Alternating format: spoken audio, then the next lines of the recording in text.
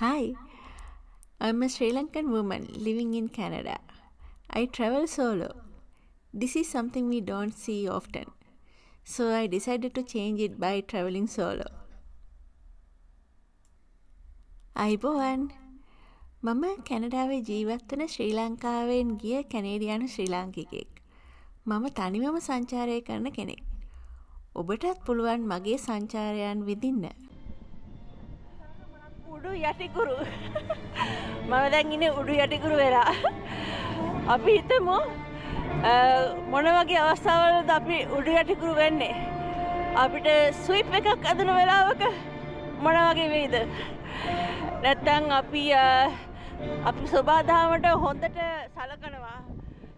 හිත පපුවක් නැති විදිහට සබාදාම උඩු යටිකුරු කරනවා. හැබැයි සබාදහම අපිව උඩු යටි කරන්න ගත්ත දාට අපිට කට උත්තර නැති වෙනවා. ඉතින් මේ උඩු යටිකුරු කතා කරන්න හිතුවේ මේ විදිහට උඩු යටිකුරු වෙලා හේතුවක් ඇතුව.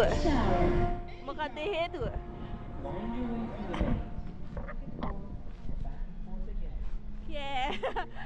කවුරු හරි උඩු යටිකුරු කරපු කෙනෙක් ජීවිතේ මේ විදියට එයා උඩු යටි කරලා තියෙනවා. උඩු යටි කුරු වෙච්ච ගයක්. අපි බලමු උඩු යටි කුරු වෙච්ච ගෙදර ඇතුළට ගිහිල්ලා මොන වගේද කියලා.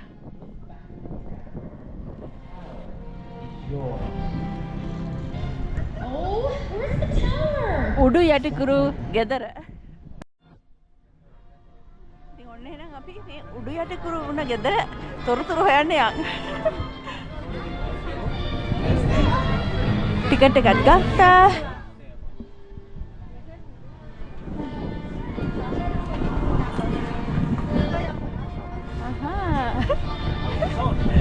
කොයි වගේද? නිකන් මකුලෙන් වගේ ස්පයිඩර්මෑන් කෙනෙක් වගේ ඉන්න වෙයි දන්නේ.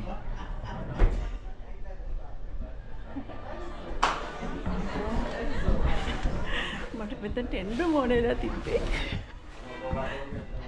මේ බලන්න.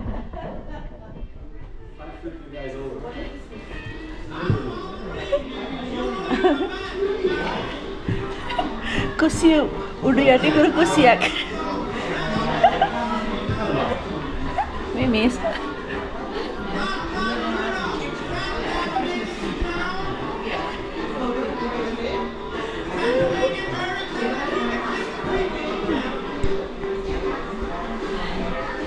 වෙලා විතරක් අනිත් පැත්ත ඇරලා.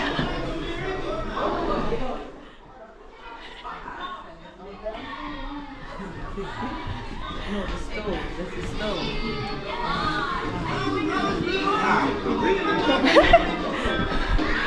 මේ තමයි ලිවිං රූම් එක.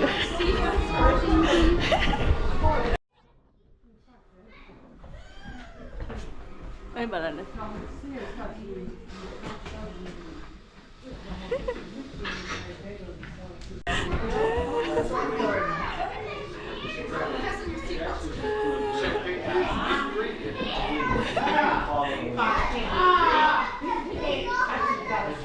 හාට් එකක්.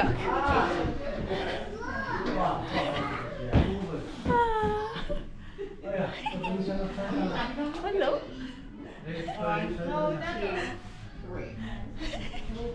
හරිම පැටි.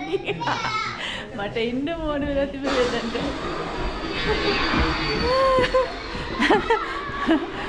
බෙඩ්රූම් එක. කොහොමද උඩු යටිකුරු වෙලා ඉන්න උනා නිදා ගන්න දොයන්න. සුන්දර දේවල් හිතේ මැවෙනවා. හනිමූන් එකක් එහෙම.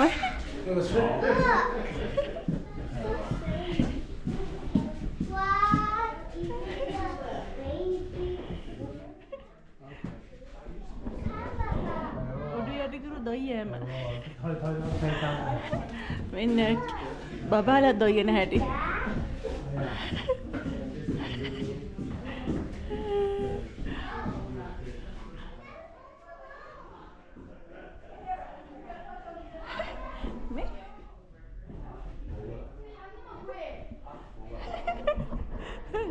ඔක්කොමත් හරි කොහොමද උඩු යටිකුරු වෙලා බාත්රූම් යනකොට කොහොමද කරන්නේ කියලා බලමු.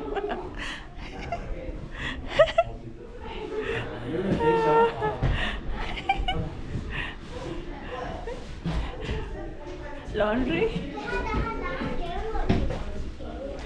උඩු යටි කුරලා දත් මදින්න පුළුවන්.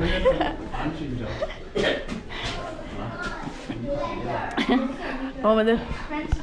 බාත් ටබ් එක. මේක ඉතින් හිතෙන් මවා ගන්න කියන්න ඕනේ නෑනේ.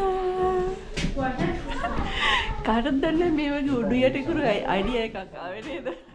කවුරු හරි එයාගේ ඔළුවත් උඩු යටි කුරු කරන්න ඇති කියලා මං හිතනවා.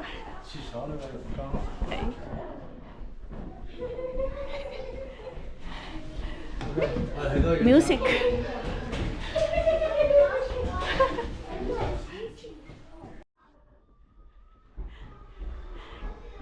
ඉතින් ඔන්නෝම තමයි උඩු යටිකුරු නිවස. ඉතින් ඒක හරිම වෙනස් අත්දැකීමක්. ඉතින් ඔයගොල්ලොත් ඒක එන්ජොයි කරන්න ඇති කියලා හිතනවා. ඉතින් අපි තවත් උඩු යටිකුරු අත්දැකීමක් ලබනකම් දැනට නවතින්න.